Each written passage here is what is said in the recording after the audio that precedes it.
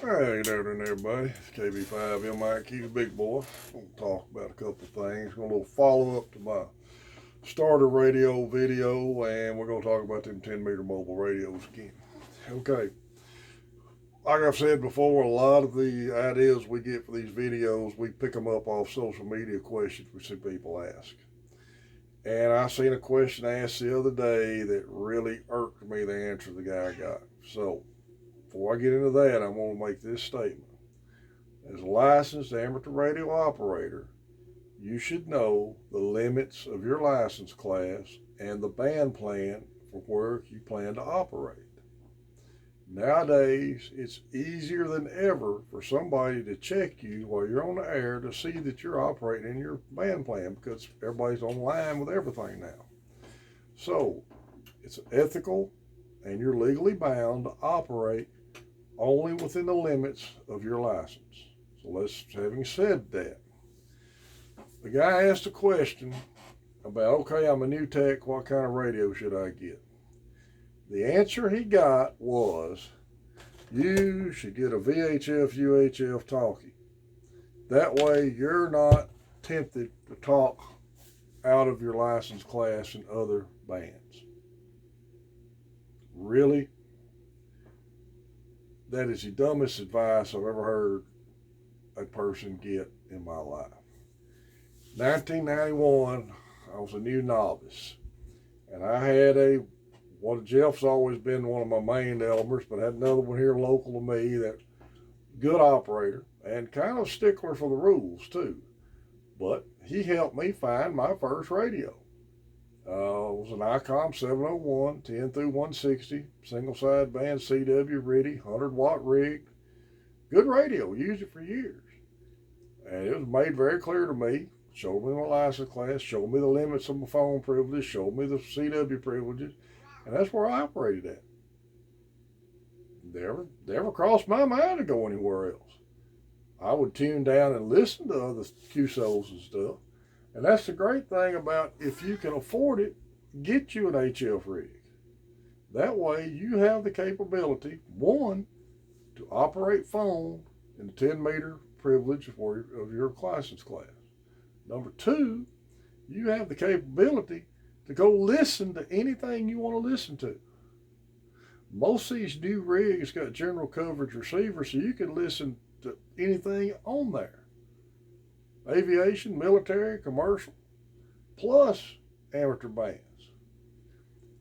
Also, you can, if you're interested in learning CW, you can monitor CW there and practice copying CW to get your code speed up. But don't listen to anybody tell you not to buy an HF rig because you're only a tech thinking you may operate out of band. You're legally bound not to do that. And that's plus, if you have an HF rig sitting there, that's going to give you more incentive to upgrade to general so you can explore the other bands. I'm afraid, and we talk about this every night, anybody that limits himself to this is going to get bored with this hobby real quick because there's not that much traffic anymore on these repeaters. Unless you live in an area that surprises me, there's not that much traffic anymore on these repeaters. Like once a month, I drive from northeast to central Texas, and I've made one or two QSOs on one repeater, and I hit half a dozen out there and back. Nobody on them. Listen to them, never hear anybody on them. So, I know the hobby's expensive. I really do. But this is part of the expense of being in a hobby. Try to get you in a used rig is fine. If you get you an Elmer to help you find a used rig, hey, ham radio cat, come here. Come here. Oh, Aaron, number one fan. There's old ham radio cat up here. Slow down, turd. There she goes. Anyway, get you a rig. Get you an HF rig at all possible. All kinds out there. Still a lot of used gear out there. So find you an HF rig. Next question. The 10-meter mobile radio. Okay.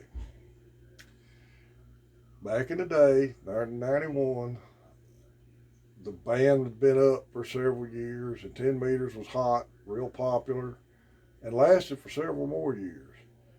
And several companies were marketing very good 10-meter mobile radios.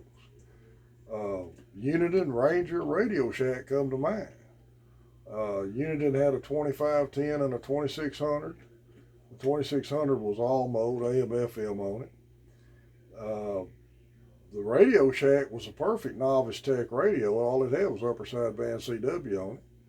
Ranger 2950 was all mode. 25 watt, 10 meter band radio. I've had two of them. They're good radios. I mean, I've made DX contacts with them on wire dipole. They're great radios. Nothing wrong with a straight 10 meter mobile, other than the fact that's all you're limited to is 10 meters. If that's all you can afford, that's fine.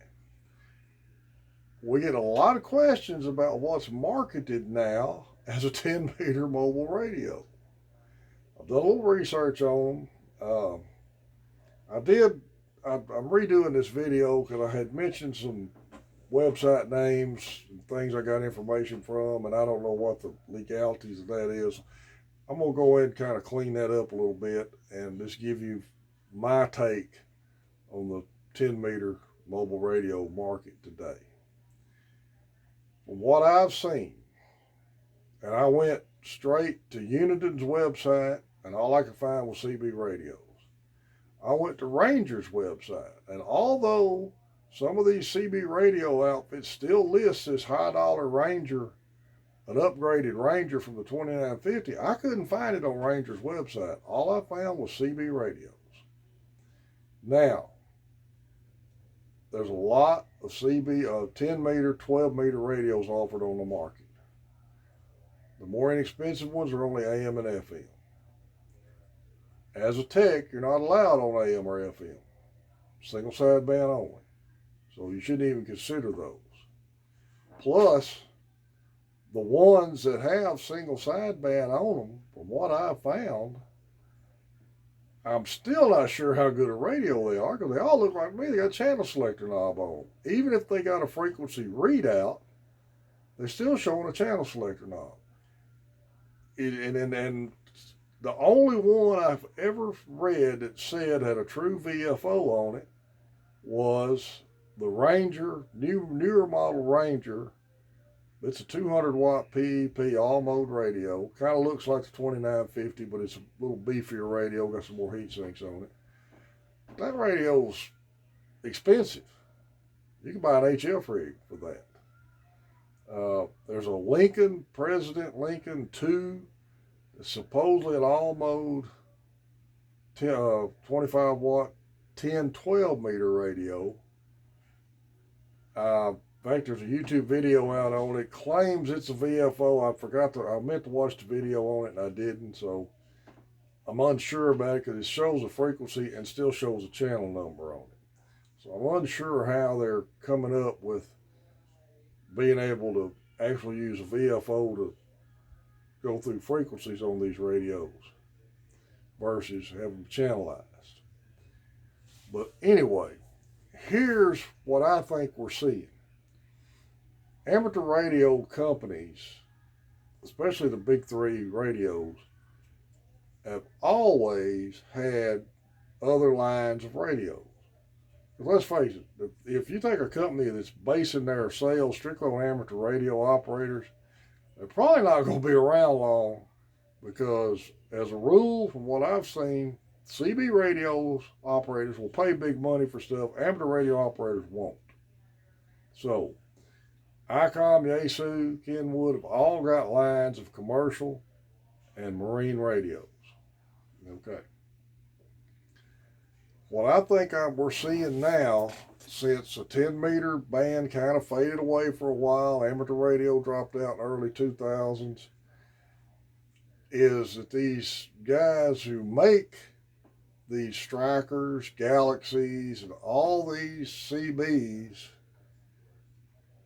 are marketing them as 10, 12 meter radios, but every one of them is very easily modified to go at 11 meters.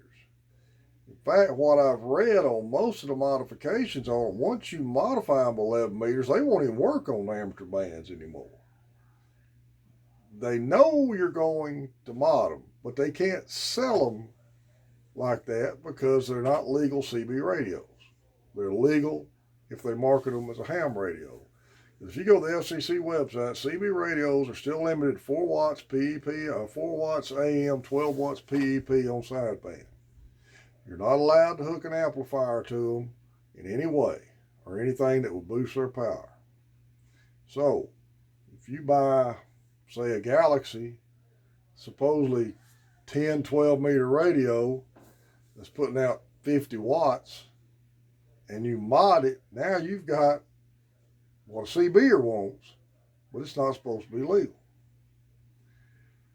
How good they would work in the 10 meter band, I have no idea.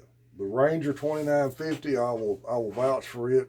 It's a good radio in 10 meters. And honestly, they were easily to convert to 11 meters. Because the one I had, the first one, somebody had done that. Had a little toggle switch on the back of it. If you turn that radio on and turn the VFO knob, you got your frequency readout. It was a VFO. You change frequencies just like a normal ham radio. Turn it off, reach over and flip that switch, turn it back on. You got a channel selector readout now. And it had 44 CB channels in it. Now, did I ever use it on 11 meters? No, I didn't. I'm being honest with you. It was just a novelty. I picked it up at a swap meet. The guy was really, I think, was looking for a CBer to sell it to, and he got ready to quit, and he made me a deal on it. The only reason I bought it, my big rig was down, and I was wanting to get back on the air. Used it for a long time. Worked great. That's what I made a lot of DX contacts on.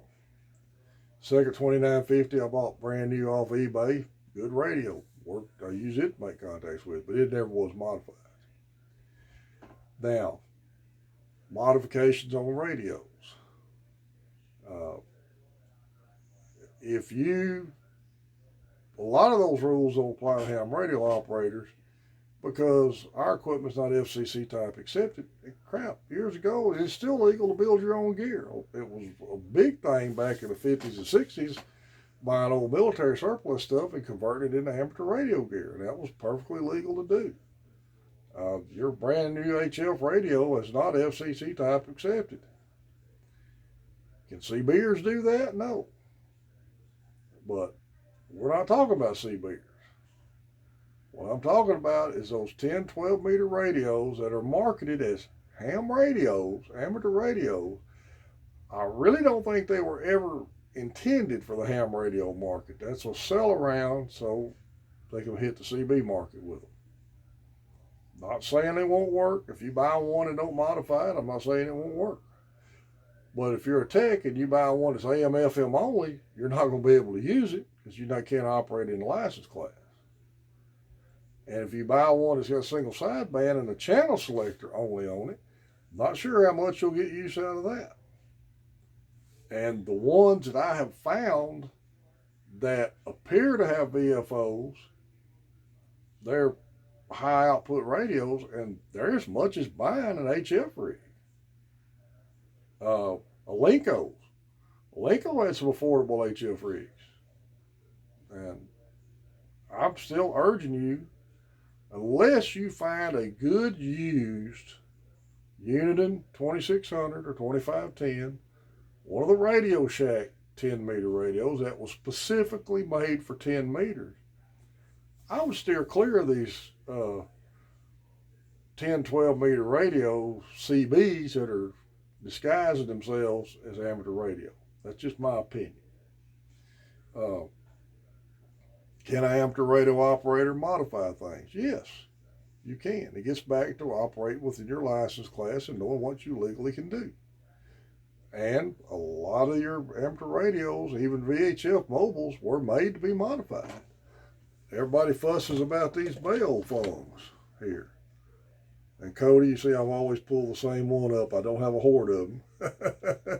That's a little joke between Cody and Jeff and myself. People trashed them because they'd operate in public service. Well, you know what? As an amateur radio operator, if you're not authorized to be in public service, you shouldn't be down there in public service. And being able to use them as a scanner to receive with is perfectly legal. I'll give you a quick story before I shut this down.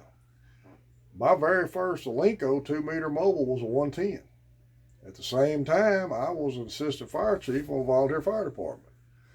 And not having that much equipment, a lot of the times our personal vehicles we used on scenes, and we had just gotten a fire channel for our county. And when I bought that radio, got my tech license and bought that radio, the one Elmer I had here lived here in Avery said, hey, I can modify that where you can use it on the fire channel. Now, this radio was sold by Alinco, and I guarantee you they sold it making it easy to modify, because this was the modification on it. Unpower the radio, disconnect the power, take the top cover off. There's a secondary cover covering the circuit board under it, but on top of that cover, sticking out of the top, was this loop of green wire about 2 inches long, just a green wire loop coming out of the chassis. You cut the loop, taped it up, put the cover back on it, put power back to the radio, and when you powered it back up, you held down certain keys, and there you are. It would transmit in public service frequencies. Now, did I use that radio? Yes, I did. I was authorized to be on that public service frequency.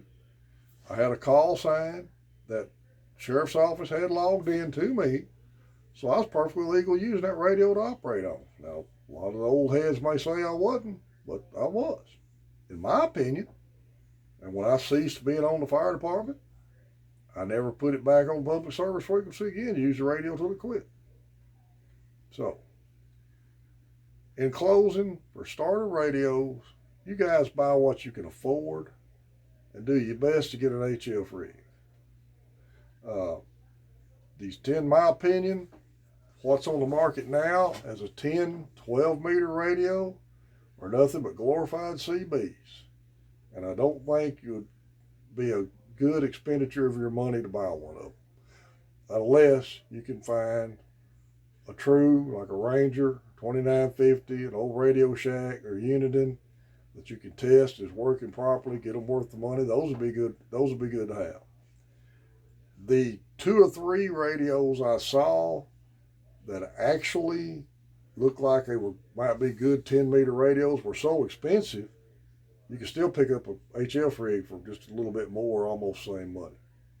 So, don't let anybody tell you not to buy an HF rig as a tech.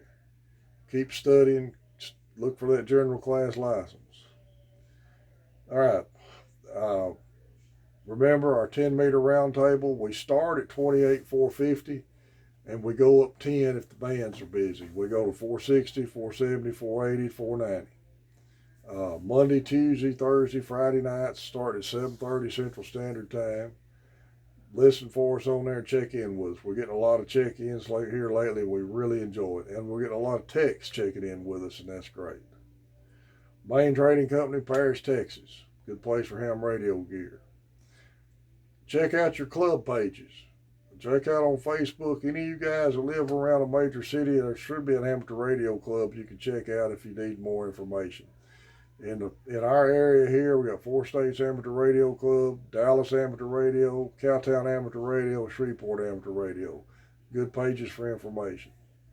On Facebook, you got good social media pages: Ham Radio Flea Market, Trading Post, Ham Radio Elmers, Amateur Radio Elmers, Texas Amateur Radio.